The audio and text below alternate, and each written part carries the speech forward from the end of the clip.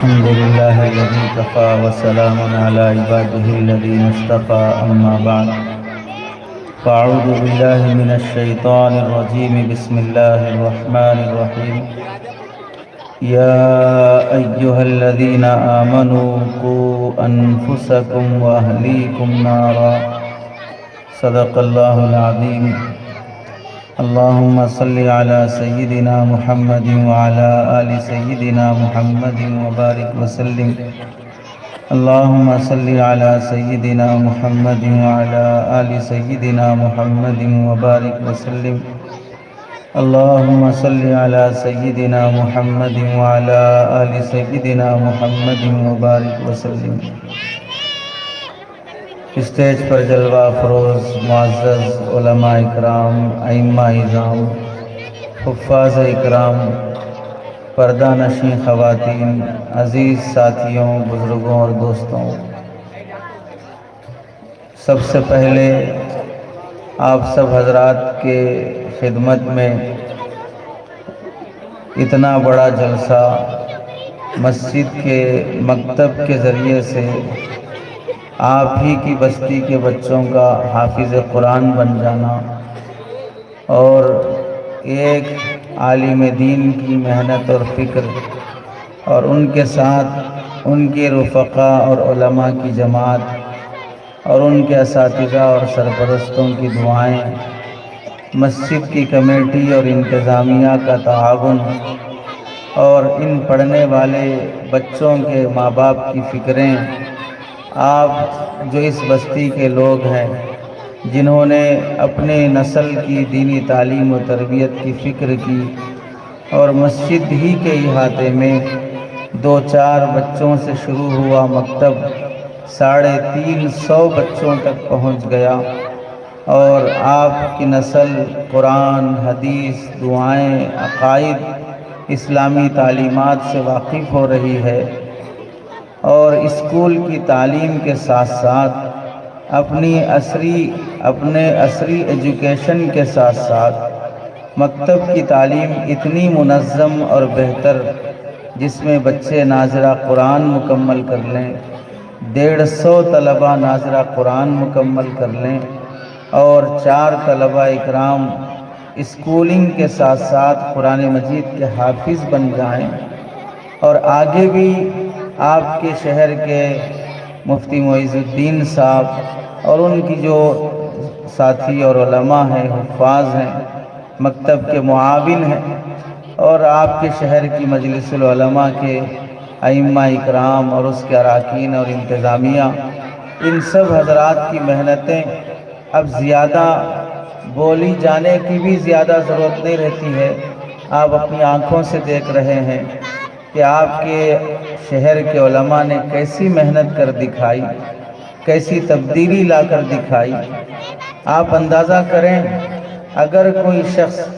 شرابی ہے، جواری ہے اور حرام کمائی میں ہے، مسجد سے دور ہے، دینی اور شرعی تعلیمات اور احکامات سے دور ہے، اسے ہمارے دعوت و تبلیغ کے ساتھیوں نے محنت کیا، اس کے حق میں دعائیں کی اور اسے اللہ کے راستے میں لے گئے، جس کی برکت سے اس کی زندگی بدلی اور اس کے بعد وہ نمازی بنا، تو اس پر بڑا فخر بھی ہوتا ہے اور واقعتاً بڑی محنت بھی ہے۔ اس ایک کے بدلنے کے بعد سے گھر میں بھی تبدیلی آتی ہے، لیکن آپ یہ کیوں غور نہیں کرتے کہ ایک آدمی کی زندگی کی تبدیلی سے ہمیں ماحول کی تبدیلی محسوس ہوتی ہے، خوشی ہوتی ہے اور ہم اسے اپنی جان مال لگانے پہ فخر کرتے ہیں۔ تو اتنا بڑا عملہ اور اتنا بڑا کام، 350 بچوں پر محنت اور ایسی محنت کہ بالغ ہونے سے پہلے سے ہی یہ نماز کے پابند ہو جائیں، بالغ ہونے سے پہلے سے ہی یہ قرآن حدیث پڑھ کر ازبر یاد کر لیں۔ بڑوں پر ہونے والی محنت 40 سال، 50 سال، 35 سال میں ہو رہی ہے اور ان بچوں پر 5 سال سے ہی محنت شروع ہو رہی ہے، تو زیادہ وہ محنت قابل قبول ہے جس میں نسل بچپن ہی سے تربیت پاتی ہوئی بڑی ہوتی ہے۔ اس بات کو اگر آپ مزید سمجھنا چاہتے ہیں تو آپ اس حدیث کی روشنی میں سمجھیں۔ نبی کریم صلی اللہ علیہ وسلم نے فرمایا، جب بچہ 7 سال کا ہو جائے، مرو اولادکم بالصلاۃ، تم اپنے اولاد کو نماز کا حکم دو۔ جب وہ 7 سال کی عمر کا ہو جائے، اور اپنی اولاد کو مارو جب وہ 10 سال کی عمر کو پہنچ جائے اور نماز نہ پڑھے اور نماز چھوڑ دے۔ اس حدیث کو سمجھو، 7 سال کی عمر میں رسول اللہ صلی اللہ علیہ وسلم نماز پڑھنے کا حکم فرما رہے ہیں، تو 7 سال میں ماں باپ اپنے بچوں کو نماز پڑھانا ہے تو نماز سکھانا کب ہے؟ 7 سال میں نماز پڑھانا ہے تو نماز سکھانا کب ہے؟ 7 سال میں باپ اپنے بیٹے کو، 7 سال کی عمر میں ماں اپنی بیٹی کو نماز پڑھانا ہے تو ماں کی ذمہ داری ہے کہ وہ اس بیٹی کو 7 سال سے پہلے نماز سکھائے۔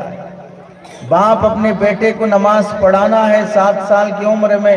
تو باپ کی ذمہ داری ہے کہ 7 سال سے پہلے اپنے بیٹے کو نماز سکھائے۔ تو مطلب یہ ہوا 6 سال کی عمر کے بچے کو نماز کے لیے مسجد لانا چاہیے، 6 سال کی عمر کے بچے کو نماز سکھانا چاہیے۔ نماز سکھانے کا مطلب ہوا اسے وضو سکھانا، پاکی کے مسائل بتانا، نماز کے فرائض بتانا، نماز کیسے پڑھی جاتی ہے سکھانا،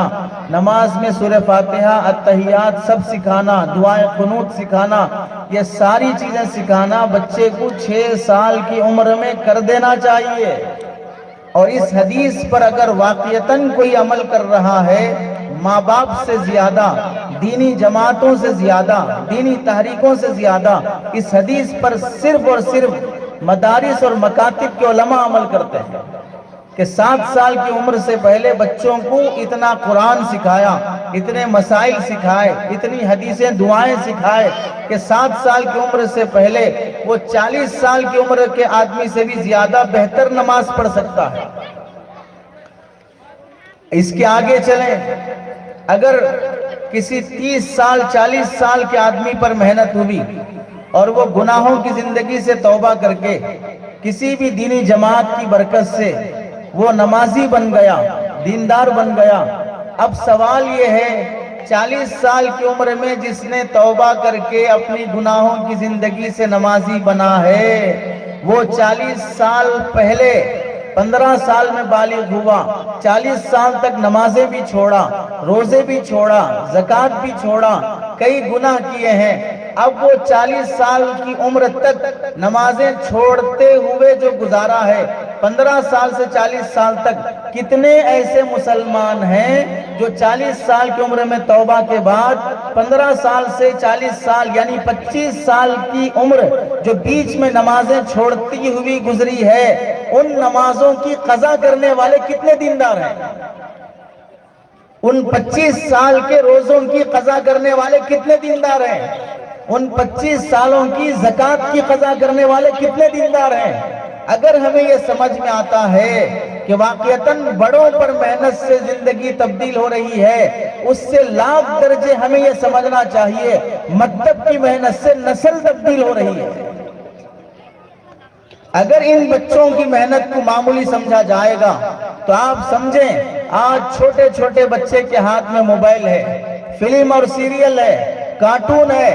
ماں رونے والے بچے کو تسلی دینے کے لیے موبائل حوالے کر رہی ہے، باپ ستانے والے بچے کو خاموش بٹھانے کے لیے موبائل حوالے کر رہا ہے۔ پرانے زمانے میں علماء ٹی وی کی برائی کرتے تھے، آج ہر باپ کے ہاتھ میں ٹی وی نہیں فلم تھیٹر ہے،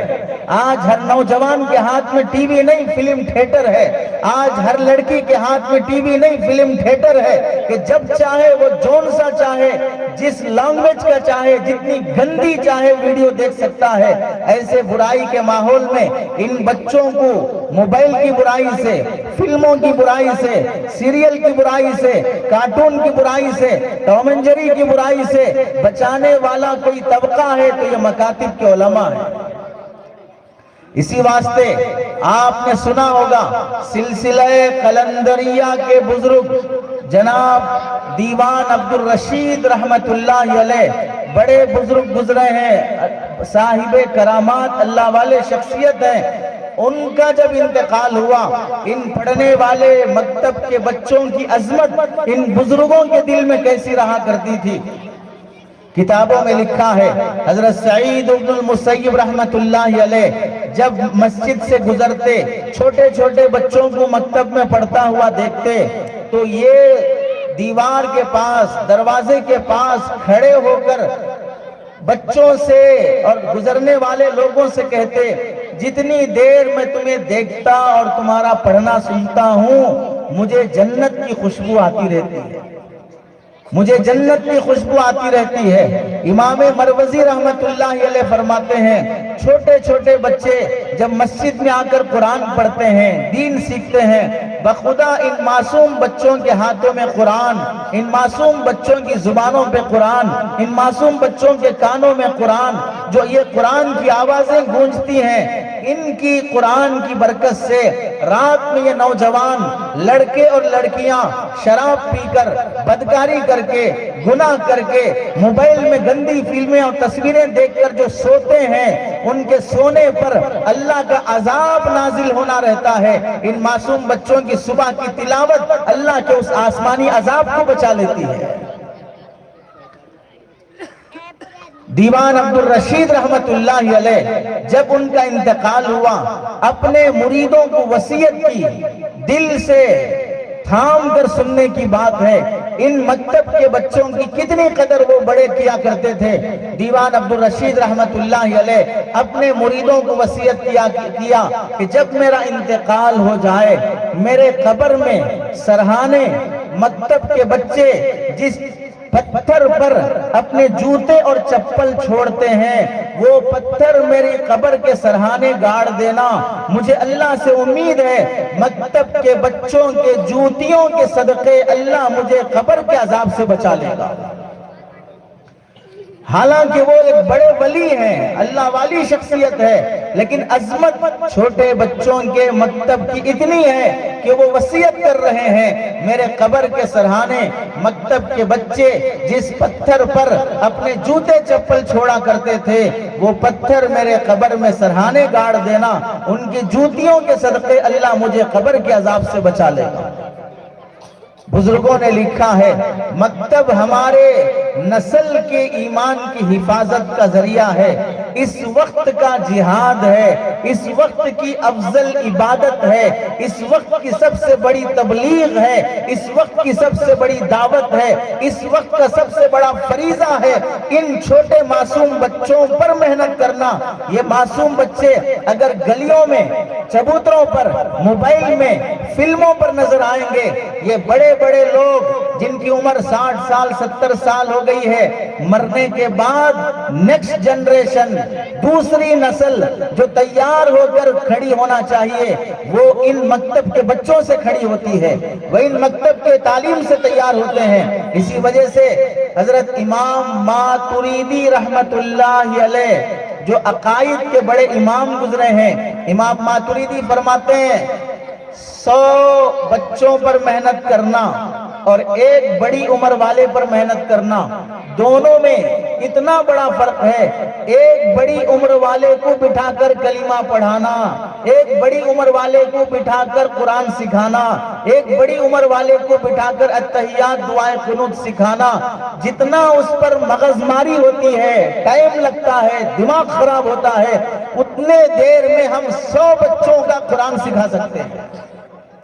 100 بچوں پر صحیح محنت ہو سکتی ہے۔ اس واسطے کہ بڑا آدمی غلط پڑھ چکا ہوتا ہے،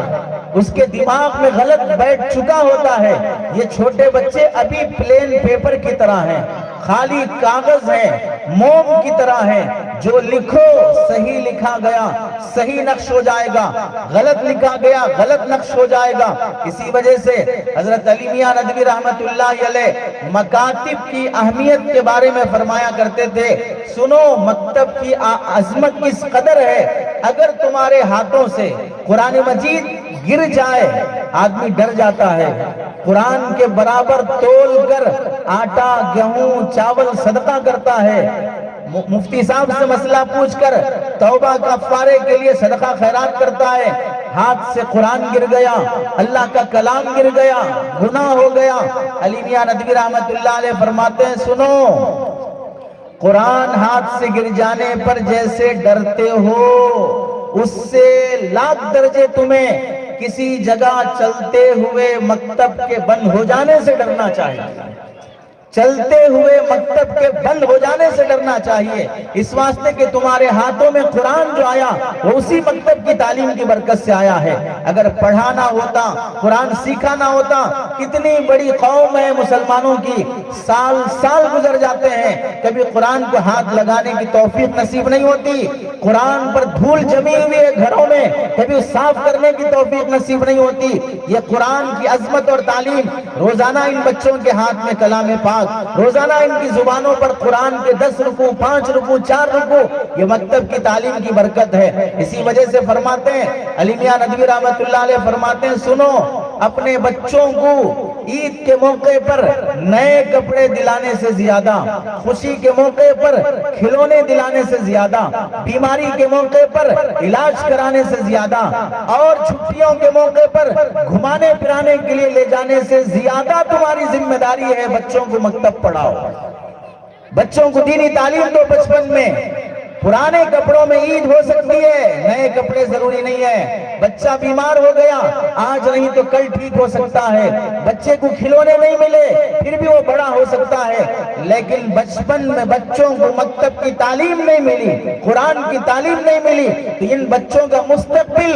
کفر کی طرف جائے گا، ان بچوں کا مستقبل نفاق اور خدا کی نافرمانی کی طرف جائے گا۔ یہ اپنے ہی باپ کا گریبان پکڑیں گے، یہ اپنی ہی قوم کے اندر چوری کریں گے، یہ اپنے اسکولوں میں گرل فرینڈ اور بوائے فرینڈ بنا کر بے حیائی اور بدکاری عام کریں گے، یہ اپنے ہی لوگوں کو بری نگاہ سے دیکھ کر ماحول خراب کریں گے۔ ان بچوں کی تربیت بچپن میں جو ہوگی وہ بڑے ہونے کے بعد نہیں ہو سکتی۔ اسی وجہ سے حضرت علی رضی اللہ تعالیٰ عنہ کی طرف منسوب ہے لَيْسَ الْيَتِيمُ الَّذِي قَدْ مَاتَ أَبَاهُ فَإِنَّ الْيَتِيمَ يَتِيمُ الْعِلْمِ وَالْأَدَبِ۔ ہماری نظر میں یتیم صرف وہ بچہ نہیں ہے جس کا باپ مر گیا ہو،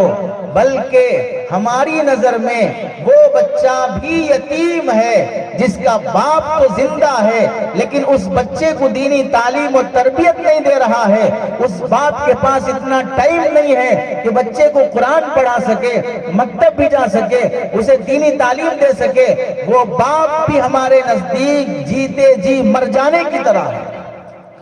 وہ اس بیٹے کے حق میں مرا ہوا باپ ہے، ڈیڈ باڈی ہے، مردہ ہے، جو اپنی اولاد کو قرآن نہیں پڑھاتا، اپنے بچوں کو دینی تعلیم نہیں دیتا، وہ باپ زندہ ہوتے ہوئے بھی مر جانے کی طرح ہے۔ اسی وجہ سے قرآن مجید اور مکتب کی دینی تعلیم کو علماء نے فرمایا ریڑھ کی ہڈی سمجھو، مکتب جس محلے میں آباد ہے وہ محلہ اسلام پر باقی ہے، مکتب جس محلے میں ختم ہے وہ محلہ کبھی بھی منافق اور فاسق اور فاجر بن سکتا ہے۔ مکتب کی تعلیم کو انسان کے جسم میں جو دھڑ ہے اور سر ہے، سر کی جو حیثیت ہے، مکتب کی تعلیم مسلمان معاشرے میں وہ حیثیت ہوتی ہے۔ مکتب کی تعلیم کی علماء کے نزدیک اتنی اہمیت ہے، حضرت جی الیاس صاحب رحمت اللہ علیہ میوات کے علاقے میں آپ اٹھا کر حضرت جی الیاس صاحب رحمت اللہ علیہ کی سوانح پڑھیں، ان بزرگوں کی زندگیاں پڑھیں، بڑوں کے نام پر جو ہم جی رہے ہیں، بڑوں کے نام پر جو ہماری دین اور دنیا بن رہی ہے، ان کو پڑھا جائے، ان کی زندگیاں کھنگالی جائے۔ میوات آنے کے بعد جب بڑے لوگوں پر محنت کیا اور بڑے لوگ کام توجہ نہیں دے پا رہے ہیں، حضرت جی الیاس صاحب رحمت اللہ علیہ کے والد محترم مولانا اسماعیل صاحب رحمت اللہ علیہ وہ پہلے میوات آئے، مکاتب قائم کیا، اور حضرت جی الیاس صاحب رحمت اللہ علیہ نے ایک بندے کو پورے میوات کا ذمہ دار صرف اس واسطے بنایا، آپ کی ذمہ داری ہے جگہ جگہ پر مکاتب قائم کرنا، جماعتوں کی کارگزاری نہیں، نصرتوں کی کارگزاری نہیں، مقامی کارگزاری نہیں، آپ کی ذمہ داری صرف اور صرف مکاتب کی کارگزاری پیش کرنا۔ چنانچہ حضرت کے سوانے میں لکھا ہے ان ذمہ دار صاحب نے حضرت جی الیاس صاحب رحمت اللہ علیہ کے زمانے میں خط لکھ کر کارگزاری بھیجی، الحمدللہ حضرت آپ کی دعا اور توجہ کی برکت سے 100 مکاتب میوات میں قائم ہو چکے ہیں۔ اس زمانے کی بات ہے۔ تو آپ سمجھیں، حضرت علی زین العابدین رحمت اللہ علیہ فرمایا کرتے تھے، جو سید گھرانے سے ہیں، سنو، اگر تمہارے مرد کسی بھی وجہ سے کسی خانقاہ میں جا کر، کسی تبلیغ میں جا کر، کسی بزرگ کے پاس جا کر، کسی مولانا کے پاس جا کر، تمہارے سارے مرد اگر حضرت حسن بصری رحمت اللہ علیہ جیسے بڑے ولی اور بزرگ بن جائیں، سارے مرد ایسے ولی بن گئے، پھر بھی تم دیندار نہیں کہلا سکتے جب تک کہ تمہاری عورتیں دیندار نہ بنیں۔ مرد کا دیندار اتنا بڑا دیندار کہ حسن بصری بن جائے، لیکن عورت دیندار نہ بنے تو وہ دیندار گھرانہ نہیں کہلائے گا۔ پھر فرمایا حضرت علی زین العابدین رحمت اللہ علیہ نے، تمہارے مرد حسن بصری جیسے دیندار ولی کرامات بن جائیں، تمہاری عورتیں رابعہ بصریہ جیسی صاحب کرامات اور ولیہ بن جائیں، پھر بھی تم دیندار نہیں کہلا سکتے جب تک کہ تمہارے بچے دیندار نہ بنیں۔ اور آگے فرمایا، جب تمہارے مرد حسن بصری بنے، تمہاری عورتیں رابعہ بصریہ بنے، اور تمہارے بچے حضرت علی جیسے بچپن میں ایمان لانے والے بنے، تب تمہارا گھرانہ دیندار بن سکتا ہے۔ اب آپ بتاؤ، اس ملفوظ کے پیش نظر مردوں کا دیندار بننا جس جماعت کی برکت سے ہو رہا ہے، اللہ کا کرم اور احسان ہے، عورتوں کا دیندار بننا، بچوں کا دیندار بننا ان مکاتب کی محنت کے صدقے سے ہوتا ہے، ان مکاتب کی محنت کی بدولت ہوتا ہے۔ لاکھوں روپے ہمارے گھر بنانے پہ خرچ ہوتے ہیں، لاکھوں روپے ہمارے مسجد بنانے پہ خرچ ہوتے ہیں۔ علماء نے لکھا ہے، مسجد کو لمبے مینار کی ضرورت نہیں ہے، مسجد کو اے سی کی ضرورت نہیں ہے، مسجد کو قالین کی ضرورت نہیں ہے، مسجد کو فرسٹ فلور سیکنڈ فلور کی ضرورت نہیں ہے، مسجد کو بہترین گیٹ کولر پنکھے کی ضرورت نہیں ہے، مسجد کی اصل آبادی ان معصوم بچوں کے مکتب سے ہوتی ہے۔ مینار کے بغیر بھی مسجد ہے، قالین کے بغیر بھی مسجد ہے، اے سی کے بغیر بھی مسجد ہے، رنگ روغن کے بغیر بھی مسجد ہے، اور اگر کوئی مسجد بغیر مکتب کے ہے وہ علماء کی نظر میں بانجھ ہے۔ جیسے عورت شادی کے بعد بے اولاد ہو جائے، نسل ختم ہو جاتی ہے، مسجد بننے کے بعد چھوٹے بچے مکتب میں نظر نہ آئے تو وہ مسجد کی بانجھ ہو جاتا ہے کہ اس کے بعد نمازی ختم ہو جاتے ہیں۔ اپنی نسل کو نمازی بنانے کے لیے ان بچوں پر بچپن سے محنت ضروری ہے۔ اس لیے اب کوئی گھر ایسا نہیں ہونا چاہیے، کوئی مسجد ایسی نہیں ہونی چاہیے جس میں مکتب نہ چلتا ہو، صبح ہو یا شام ہو۔ جب ہم لاکھوں روپے، ہزاروں روپے اپنی اولاد کو اسکول پڑھانے کے لیے فیس میں دے سکتے ہیں، تو کیا ان چھوٹے معصوم بچوں کو قرآن سکھانے کے لیے ہم ان پر پیسہ خرچ نہیں کر سکتے؟ علی میاں ندوی رحمت اللہ علیہ فرماتے ہیں، سنو، اگر بچوں کو دینی تعلیم نہیں دیا، قرآن حدیث نہیں دیا، صرف اسکولوں کی ڈگریاں دلایا، کالج اور یونیورسٹی کی ڈگریاں دلایا، تو تمہاری نسل کو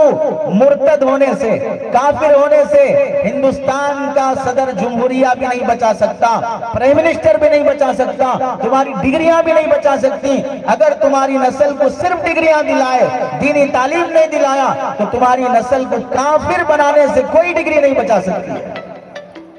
اس نسل کو قرآن کی تعلیم، دین کی تعلیم ہے جو انہیں مرتد اور کافر ہونے سے بچا سکتی ہے۔ اس لیے ہر خاتون کی ذمہ داری ہے اپنے بچے کو مکتب بھیجنے کا اہتمام، اپنی بیٹیوں کو مکتب بھیجنے کا اہتمام۔ ہر مسجد کی کمیٹی، ہر مسجد کی مصلیوں کی ذمہ داری ہے اپنی مسجد کی تعمیر اس انداز سے کرو کہ جہاں پر نماز ہونے کے بعد کافی بڑی تعداد میں مکتب کے بچے پڑھ سکیں، محلے کے بچے پڑھ سکیں۔ ایک جگہ آپ ہی کے علاقے کے آس پاس میں کہیں جانا ہوا، وہاں حافظ صاحب جس جگہ امامت کے لیے آئے، نمازی بھی 5-6 آ رہے تھے۔ حافظ صاحب نے 6 سال اس علاقے میں محنت کیا، نمازی 5-6 آ رہے تھے، اب 3-4 صف نمازی آنے لگے۔ مکتب تو تھا ہی نہیں، امام صاحب نے محنت کر کے اتنا منظم مکتب بنایا، 170 طلبہ 4-5 سال کے اندر جمع ہو گئے۔ جہاں 1-2 بچے بھی پڑھنے نہیں آ رہے تھے، وہاں 170 طلبہ جمع ہو گئے۔ بعد میں جب جلسے کے لیے بلایا تو امام صاحب سنانے لگے، مکتب کو ختم کرنے، مکتب کو بند کرنے، مکتب کے اوپر بین لگانے کی کوشش کوئی غیر مسلم نہیں کر رہا ہے، ہمارے دیندار ساتھی کر رہے ہیں۔ آپ اندازہ کرو کس قدر جہالت ہے، کس قدر کافر کی دلالی ہے، کس قدر دشمن کے آلے کار بنا ہوا ہے کہ میں ان چھوٹے معصوم بچوں پر محنت کرنے والے استاذ کے ہاتھ چوم لیتا، پیر دھو کے پانی پی لیتا۔ میں باپ ہو کر وہ تعلیم نہیں دے سکا جو آپ نے سکھایا ہے، میں ماں ہو کر وہ نہیں سکھا سکی جو ایک استاذ نے سکھایا ہے۔ ہمیں ان علماء کی محنتوں کی قدر کرنی چاہیے۔ یہ 300-350 بچے جو پڑھ رہے ہیں، آپ پوچھیں مولانا معز الدین صاحب کے 50 بچے ہیں ان میں جو پڑھ رہے ہیں، یا 10 بچے ان کے جو پڑھ رہے ہیں، یا مجلس علماء جو ہے ان کے 10 بچے 15 بچے ہیں، یہ سب کے سب آپ کی بستی کے بچے ہیں، آپ کی نسل ہے، آپ کا لخت جگر ہے، آپ کا نور نظر ہے۔ یہ آپ کی بڑی ذمہ داری ہے اس مکتب کی حفاظت کرنا۔ اسی وجہ سے علماء نے بہت تاکید کی ہے، اس زمانے میں نیو ایجوکیشن پالیسی جو اسکولوں میں مرتد بنانے، ملحد بنانے، کافر بنانے کی جو سلیبس اسکولوں میں لایا جا رہا ہے، ان اسکولوں کے سلیبس سے ہماری آنے والی نسل کافر بننے سے بچ سکتی ہے، ایمان بچا سکتی ہے، تو وہ صرف اور صرف اس مکاتب کی محنت سے بچا سکتی ہے۔ آپ دیکھ لیں اسکولوں میں آج کل سوریہ نمسکار، وندے ماترم، سرسوتی کی پوجا، لکشمی کی پوجا اور یوگا، کتنے وہ مصیبت اور شرکیہ کام کرائے جا رہے ہیں کہ ایک مسلمان وہ کام کرنے کے بعد، وہ پوجا کرنے کے بعد، وندنا پڑھنے کے بعد، سوریہ نمسکار کرنے کے بعد وہ مسلمان باقی نہیں رہتا، اس کا اسلام باقی نہیں رہتا۔ وہ روزانہ اسکولوں میں کرایا جا رہا ہے۔ ایک جگہ جانا ہوا مکتب میں، جیسے آج آپ حضرات کے جلسے کے موقع سے دعوت تھی، مکتب میں بھی کسی صاحب نے مکتب میں پڑھنے والے بچوں کی دعوت کی۔ مول صاحب نے بچوں کو بٹھا کر کھانا کھلایا، تو مسلمان بیٹیاں کھانا کھانے کے لیے جب بیٹھی تو 2 نوالے لے کر اسے مٹھی بنا کر چور کر گول لڈو کی طرح بنا کر پھر اسے آنکھوں پر لگا کر اس طرح جیسے کوئی پوجا کرنے والا غیر مسلم نوالا لے کر آنکھوں کو لگا کر پھر اسے سینے سے لگا کر بازو ایک نوالا رکھ دیتا ہے، پھر اس کے بعد کھانا کھاتا ہے۔ مکتب کی بچی اس طرح نوالا لے کر آنکھوں کو لگا کر بازو رکھ کے پھر کھانا کھا رہی ہے۔ استاذ نے پوچھا بھئی ایسا کیوں کر رہے ہو؟ تو کہنے لگے ہمارے اسکول میں دوپہر کا کھانا اسکول کی طرف سے فری دیا جاتا ہے، اور ایک ٹیچر خاص طور سے نگرانی کرتی ہے کہ مسلمان بچے بھی غیر مسلم بچوں کے ساتھ اس طرح پہلا نوالا پوجا کر کے نکال کے بازو رکھ دے پھر کھانا کھائے۔ یہ کفر اسکولوں میں سکھایا جا رہا ہے۔ وہ کفر اگر بچنا، ہماری نسل سے بچنا ہے، ہماری نسل اس شرک اور کفر سے بچنا ہے، ان مکاتب کی محنت ضروری ہے، ان مکاتب کی تعلیم ضروری ہے۔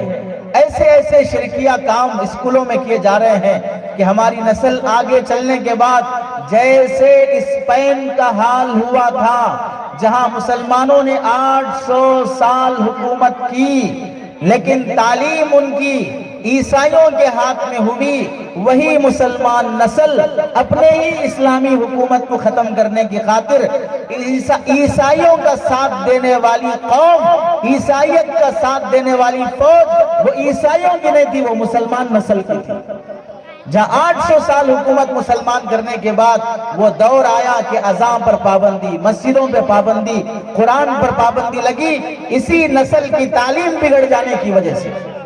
اس وجہ سے ہر آدمی قدر کرے، اپنے بچوں کو مکتب پڑھائے، اپنی اس چلنے والے مکتب کی حفاظت کرے، مکتب کا تعاون کرے۔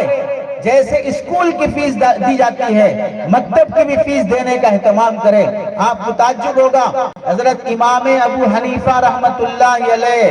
اپنے زمانے میں آج سے 1300 سال پہلے انہوں نے اپنے بیٹے امام حماد کو پڑھنے کے لیے حافظ صاحب کے پاس بھیجا۔ حافظ صاحب نے امام ابو حنیفہ کے بیٹے کو سورہ فاتحہ یاد دلایا۔ امام ابو حنیفہ کو پتا چلا کہ میرا بیٹا سورہ فاتحہ یاد کر لیا ہے، حفظ ہو گیا ہے۔ امام ابو حنیفہ رحمت اللہ علیہ نے پڑھانے والے حافظ صاحب کو اس زمانے میں 1000 چاندی کی اشرفیاں لے جا کے ہدیے میں دی۔ 1000 सिक्के, चांदी के 1000 सिक्के ले जाके इमाम अबू हनीफा ने पढ़ाने वाले उस्ताद को हदिया दी। उस्ताद ने कहा कि हजरत मैंने ऐसा कौन सा बड़ा काम किया है? इमाम अबू हनीफा ने फरमाया पूरे कुरान की जान है सूरह फातिहा, और तुमने वो मेरे बेटे को याद दिलाया है, इसमें मैं तुम्हें हदिया दे रहा हूँ। और सुनो, इस वक्त मेरे पास इतनी ही रकम है, और ज्यादा होती तो मैं और भी तुम्हें हदिया करता। 1300 साल पहले एक सूरह फातिहा याद दिलाने पर उस्ताद इमाम अबू हनीफा रहमतुल्लाह अलैह उस्ताद को 1000 अशरफियां हदिया कर रहे हैं। आज हम बिरयानी खाना हो, मीठा खाना हो, जूते चप्पल पहनना हो, ख्वाहिशात पूरे करना हो, हजारों रुपए लुटा देते हैं। मकतब में पढ़ाने वाले असातिज़ा की खिदमत में हम जी जान नहीं लगाते हैं, तो किस कदर हमारी नस्ल जूते चप्पल पर पैसा खर्च करने तैयार है, कुरान पर खर्च करने तैयार नहीं है। गुटके, तंबाकू, पान, सिगरेट पे खर्च करने तैयार है, लेकिन नस्ल की दीनी तालीम पे खर्च करने तैयार नहीं है। फिल्मों, ड्रामों पे खर्च करने तैयार है, नस्ल की दीनी तालीम पे खर्च करने तैयार नहीं है, तो फिर नस्ल बनेगी कैसे? आपको मालूम होना चाहिए, खलीफा मेहदी बनु अब्बासिया का एक बादशाह गुजरा है। उसने अपने शहजादे को, बेटे को कुरान सीखने के लिए मौलाना के पास भेजा। मौलाना ने उस जमाने में बादशाह के बेटे को ला उक़सिमु बिहादल बलद ये सूरा याद दिलाया। बादशाह को पता चला कि मेरा बेटा सूरतुल बलद याद कर लिया है। बादशाह इतना खुश हुआ, अपनी पूरी सल्तनत को जमा किया, बड़ा प्रोग्राम किया, और उस प्रोग्राम में 400 गुलामों को आजाद किया। 400 गुलामों को आजाद किया, पढ़ाने वाले, और 5 लाख अशरफियां सदका दिया, और ऐलान करने लगा आज ये जलसा 400 गुलामों की आजादी, 5 लाख अशरफियों का सदका, ये इस वजह से है कि मेरे बेटे ने सूरह कुरान मजीद का एक सूरा याद कर लिया। एक सूरा याद करने पर 400 गुलाम आजाद कर दे, एक सूरा याद करने पर 5 लाख अशरफियां वो सदका दे दे, तो उसके नजदीक पूरे कुरान की कितनी कदर होगी। आज हम मकतब में पढ़ने वाले बच्चों की कदर, उनका ताउन, उसका तहाफुज और उससे बचा कर रखना, बढ़ाने की कोशिश करना, जरूरतें पूरी करना, दरअसल ये हमारा इन्वेस्टमेंट है। जो इन्वेस्टमेंट हमारा बिजनेस पर लगता है, पलट कर प्रॉफिट आता है, सबसे बड़ा इन्वेस्टमेंट नस्ल की तालीम पर लगना है। ये बच्चे जब पढ़कर बड़े होंगे, ये जाहिल नहीं बनेंगे, शराबी नहीं बनेंगे, जुआरी नहीं बनेंगे, जिनाकार नहीं बनेंगे, बाहया और पाकदामन बनेंगे, जब इन पर पैसा खर्च करके इनकी तालीम और तरबियत की जाती है। अब आप देखें, स्कूल की तालीम के साथ आपके सामने 4 बच्चों ने कुरान मजीद हिफ्ज किया है। इनके माँ बाप ने इस 4 साल के अरसे में 4 सूरे भी याद नहीं किए होंगे। आप हजरात ने 4 साल के अरसे में 4 सूरे हिफ्ज किए नहीं होंगे, लेकिन एक उस्ताद, एक मकतब, एक निगरानी, एक जिम्मेदारी, दावत और तबलीग की बरकत से 10 सूरे याद कराए जाते हैं कुरान के हलकों में। अल्लाह माफ फरमाए, 10 सूरतों के बाद 11वें सूरे पे मेरा साथी आने तैयार नहीं है, 12वें सूरे पे मेरा साथी आने तैयार नहीं है, कुरान समझने के लिए आने तैयार नहीं है, तो मैं किस कदर कमजोर बनते जा रहा हूँ, मैं किस कदर मुझे दीनी जिम्मेदारी बढ़ जाती है। ऐसे मौके पर ऐसे मासूम और छोटे बच्चों का मकतब के जरिए से पूरा कुरान हिफ्ज कर लेना, और आपकी मसाजिद में दरस कुरान का होना, दरस हदीस का होना, दरस फिक़ह का होना, ये उम्मत पर बड़ा एहसान है। बड़े काबिल तारीफ हैं आपके उलमा, बड़े काबिल कद्र और काबिल शुक्र हैं आपके अइम्मा कि उन्होंने पूरा दीन देने की कोशिश की है, पूरा कुरान समझने समझाने की कोशिश की है, नस्ल की हिफाजत के लिए अपनी जान लगा दिया है। आपको मालूम है, जब ये तरबियत होती है तो कैसी तब्दीलियां आती है। हम कर्नाटक के एक सफर पर गए, एक हाफिज साहब हमारे साथ थे, उन्होंने सुनाया, दीनी माहौल की बरकत है। मेरी दादी, हाफिज साहब की दादी 80 प्लस है, 80 साल से जायद उनकी उम्र है। दोनों पैर घुटनों से नीचे फालिज होकर बेकार हो गए, पैरों से नहीं चल सकती, हाथों के सहारे ही चल सकती है। आज 80 साल की उम्र में भी दादी जान का मामूल यह है, 3:30 بجے رات میں اٹھ کر دونوں ہاتھوں کے سہارے ضرورت سے فارغ ہو کر واش روم کر کے وضو بنا کر تہجد پڑھ کے قرآن کی جو تلاوت شروع کرتی ہیں، روزانہ 15 پارے قرآن کا معمول ہے۔ رمضان کے علاوہ روزانہ 15 پارے کا معمول 2 دن میں قرآن مجید میری دادی 80 سال کی عمر میں مکمل کرتی ہے۔ ایک ہفتہ پہلے غزہ کا ایک فوٹو اور میسیج آیا تھا جس میں ایک عورت نے، خاتون نے 4 سال سے غزہ میں جنگ چل رہی ہے، ظلم چل رہا ہے، 1400 مسجدیں شہید ہو گئی ہیں، 700 اسکول اور ہاسپٹل گرا دیے گئے، پورا غزہ تباہ ہو چکا ہے، بچے یتیم ہو گئے، عورتیں بیوہ ہو گئی، خاندان اجڑ گئے، غزہ آبادی کم، قبرستان زیادہ بن گیا ہے۔ ایسے جنگ کے ماحول میں یہ خاتون اپنی فیملی کا فوٹو اور پیغام بھیجتی ہے، الحمدللہ ہم نے جنگ شروع ہونے کے بعد قرآن مجید حفظ کرنا شروع کیا تھا، جنگ کے ماحول میں ابھی بھی ہمارے یہاں بمباری چل رہی ہے، لیکن میں، میرا شوہر، میرے بیٹے، میری بیٹیاں، میرے گھر کے 8 آدمیوں نے بم بارود کی آوازوں کے سائے میں قرآن مجید حفظ مکمل کیا ہے۔ آپ اندازہ کریں ان مسلمانوں کو جنگ کے عالم میں قرآن ان کے ہاتھ سے نہیں چھوٹتا ہے، پردہ ان کے ہاتھ سے نہیں چھوٹتا ہے، حیا ان کے ہاتھ سے نہیں چھوٹتی ہے، اس عالم میں بھی وہ اپنے بچوں کو قرآن کا حافظ بناتے ہیں، بیٹیاں قرآن کی حافظ بنتی ہیں۔ آپ کو معلوم ہوگا غزہ میں جنگ شروع ہونے سے پہلے کمپٹیشن رکھا گیا ایک بیٹھک میں قرآن سنانے کا، جس میں 1300 بچے بچیاں 7 سال کی عمر سے 70 سال کی عمر تک کی بوڑھی عورتیں ایک بیٹھک میں قرآن سنانے کے لیے جمع ہوئی۔ ایک مسجد میں لڑکے، ایک مسجد میں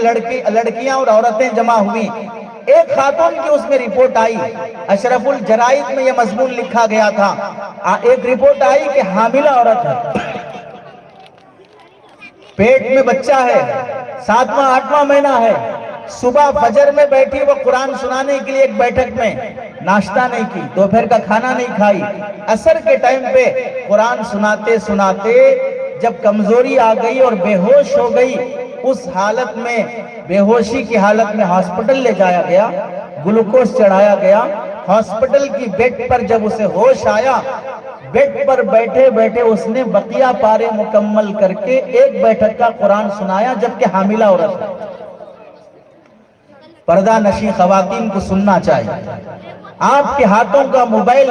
سیریل سے نہیں بچا رہا ہے، فلموں اور ڈراموں سے نہیں بچا رہا ہے، پاکستانی سیریل نسل برباد کر رہے ہیں، ساس بہو کا سیریل ساس بہو میں دشمنیاں پیدا کر رہے ہیں، گھنٹوں ہمارے سیریل میں گزرتے ہیں، ہماری زندگیوں میں پردہ نہیں ہے۔ وہ غزہ کی بیٹیاں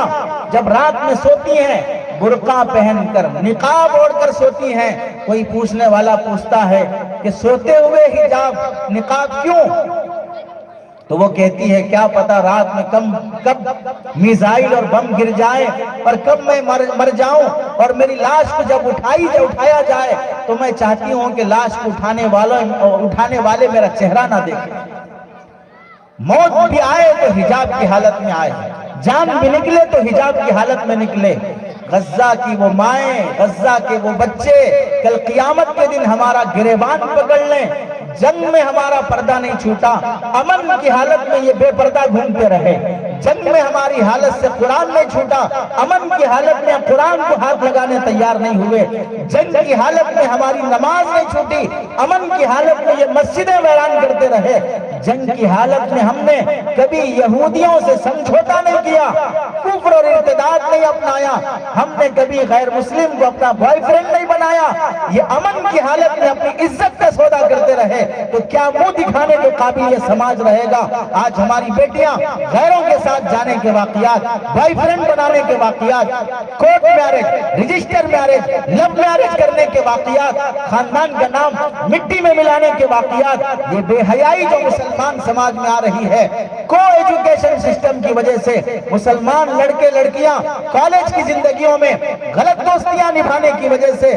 خاندان اور معاشرتی نظام جانوروں سے بدتر ہوتے جا رہا ہے۔ ایسے موقع پر حیا کی تعلیم، پردے کی تعلیم، قرآن کی تعلیم، مکتب کی اہمیت، حفظ قرآن کی عظمت یہ بڑھ جاتی ہے۔ اس زمانے میں جان مال عزت بچانا جہاں ضروری ہے، اس سے کہیں زیادہ ایمان بچانا ضروری ہے، اور ایمان کی حفاظت آج کی نسل میں بچپن سے جب ہوگی تو کل بڑے ہونے کے بعد یہ بچے کسی کی گودوں میں جا کے بیٹھ کر اپنی عزت کا سودا نہیں کریں گے۔ اس لیے قدر کی جائے ان مکاتب کی، ان علماء کی محنتوں کی۔ افسوس ہوتا ہے اتنی قربانی دے کر، آپ بتائیں ہم دو ہمارے دو کا نعرہ کس نے لگایا؟ علماء نے لگایا۔ بچے دو ہی اچھے، یہ نعرہ ہم نے لگایا۔ ہم تو کہتے ہیں کہ بھئی زیادہ بچے ہونا یہ رسول اللہ کو پسند ہے۔ اب یہ 350 بچے کس کے ہیں؟ قوم کے ہی بچے ہیں۔ ان بچوں پر تعلیم تربیت یہ علماء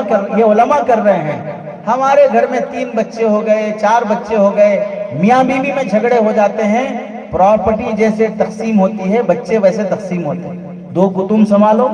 2 کو میں سنبھالتی ہوں، دن میں تم سنبھالو، رات میں میں سنبھالتی ہوں، جو زیادہ شریر ہے وہ تم سنبھالو، جو شریف ہے میں سنبھالتی ہوں۔ تقسیم ہوتے ہیں۔ میکے میں جائیں، میں اماں کے گھر جا رہی ہوں، 2 کو لے جا رہی ہوں، 2 کو تم رکھو۔ اپنی ہی نسل کو ہم سنبھال نہیں سکتے۔ جنم دینے کے بعد یہ چھوٹے چھوٹے بچوں کو حافظ صاحب اور ان کی ٹیم 3 گھنٹے 4 گھنٹے سنبھال کر، صرف سنبھال کر دودھ پلانا نہیں ہے، سنبھال کر علم سکھانا، حافظ بنانا، سنبھال کر قرآن سکھانا، تعلیم دینا کتنا بڑا کام ہے۔ ایسے علماء پر تنخواہوں کا معیار، ان علماء کی خدمت، ان علماء کی امامت پر تعاون، ان علماء کی محنتوں پر ہمارا ماہانہ سیلری دینے کا معاملہ، کتنی مسجدیں ہیں۔ اللہ معاف فرمائے، اگر آپ میں سے کسی کو برا لگے تو معاف کر دیجئے۔ رسول اللہ صلی اللہ علیہ وسلم نے ایک حدیث میں فرمایا، بعض مرتبہ اللہ تعالیٰ کبھی کسی فاسق اور فاجر سے بھی دین کا کام لے لیتے ہیں، فاسق اور فاجر سے بھی دین کا کام لے لیتے ہیں۔ جو لوگ در و دیوار پر، گارے مٹی پر پیسہ خرچ کرنے کو دین سمجھ کر خدام دین کا حق مارتے ہیں، وہ اس حدیث کے عین مصداق ہیں، وہ اس حدیث کے عین مصداق ہیں کہ ان کے نزدیک مسجد پر مسجد بنانا، ان کے نزدیک فرسٹ فلور کے بعد سیکنڈ فلور بنانا، پنکھے ہٹا کر اے سی لگانا، چٹائی اٹھا کر قالین بچھانا، یہ سب دین نظر آ رہا ہے۔ لیکن اس مسجد کے امام پر، اس مسجد کے مؤذن پر، اس مکتب کے استاذ پر سیلری اور تنخواہ بڑھانا دین نہیں سمجھ میں آ رہا ہے، گارے مٹی پہ وہ خرچ کر رہا ہے۔ تو اسی حدیث کا مصداق ہے، اللہ تعالیٰ مسجد بنا رہے ہیں اس فاسق سے جو دین کو نہیں سمجھ رہا، جو خدمت دین کو نہیں سمجھ رہا ہے۔ اس زمانے میں علماء کا جو احسان ہے ہماری نسل پر، ان کی دین اور ان کی تربیت پر اور نسل کی حفاظت پر، وہ احسان کسی عدالت کا جج نہیں کر سکتا، کوئی پرائم منسٹر نہیں کر سکتا، کوئی منسٹر نہیں کر سکتا، کوئی قانونی وزیر نہیں کر سکتا۔ جو احسان یہ علماء اپنے چھوٹے چھوٹے مکتب اور مسجدوں میں امت پر کر رہے ہیں، معمولی تنخواہوں پر، معمولی معیار پر، آپ تعجب کریں گے۔ اللہ کے ایسے نیک بندے بھی ہیں۔ حیدرآباد کے ایک بڑے آدمی ہیں، وہ علماء کے صحبت یافتہ ہیں، اور یہ بڑا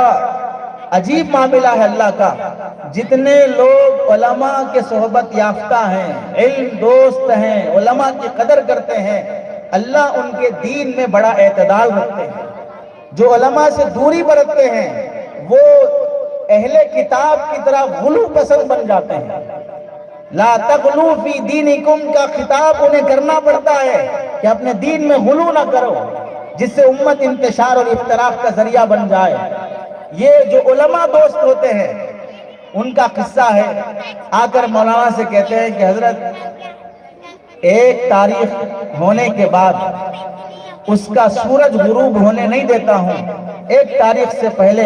امام صاحب کی تنخواہ گھر لے جا کر پہنچاتا ہوں۔ یہ نہیں بولتا کہ میرے گھر پہ آ کے لے جاؤ، میری دکان پہ آ کے لے جاؤ، میری آفس پہ آ کے لے جاؤ،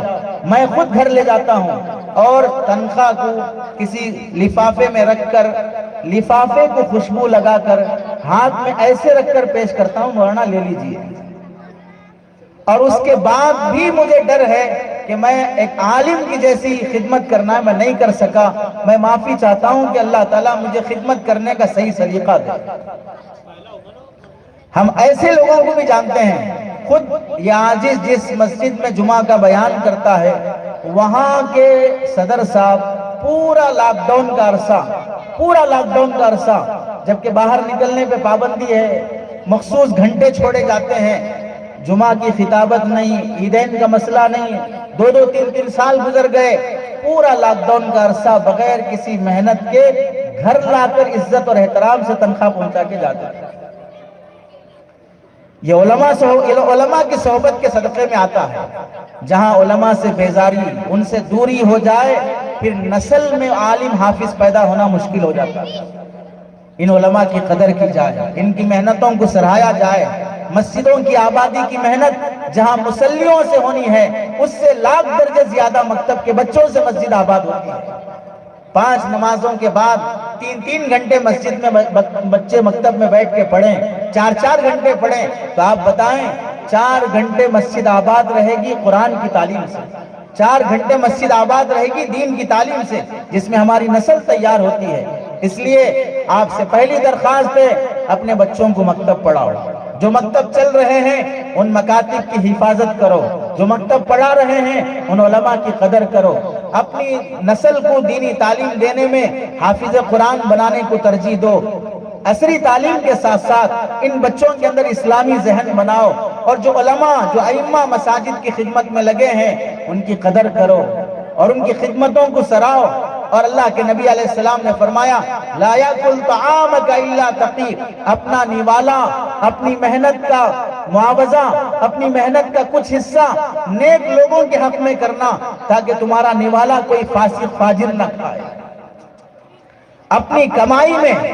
ان علماء کی خدمت اپنے لیے سعادت ہے، یہ محتاج نہیں ہے، ضرورت مند نہیں ہے، اس وجہ سے تعاون، اس وجہ سے خدمت نہیں۔ حضرت حکیم الامت اشرف علی تھانوی رحمت اللہ علیہ کا جملہ لکھ لینا چاہیے، اس پر بیان مکمل ہے۔ فرمایا جو لوگ سمجھتے ہیں کہ ہم مالداروں کے مال کے محتاج ہیں، انہیں سن لینا چاہیے، جو جتنا مال زندگی گزارنے کے لیے چاہیے اللہ وہ ہمیں دے رکھا ہے۔ زندگی گزارنے کے لیے جتنے مال کی ضرورت ہے اللہ ہمیں وہ دے رکھا ہے، لیکن جتنے اعمال جہنم سے بچنے کے لیے تمہیں چاہیے وہ تمہارے پاس نہیں ہے۔ جتنا دین تمہیں دوزخ سے بچنے کے لیے چاہیے اتنا دین تمہارے پاس نہیں ہے، اور جتنی دنیا ہمارے لیے گزارے کے لیے چاہیے وہ ہمارے پاس ہے۔ یہ علماء جو دے رہے ہم پر وہ دین ہے جس سے ہم جہنم سے بچ سکتے ہیں، وہ دین ہے جس سے ہم آخرت میں جنت پا سکتے ہیں۔ ان کا احسان ہم پر زیادہ ہے، اس واسطے ان کی خدمت کی جائے، ان مکاتب کی حفاظت کی جائے۔ اللہ سے دعا ہے کہ اللہ عمل کی توفیق نصیب فرمائے، اور آپ کو اور آپ کے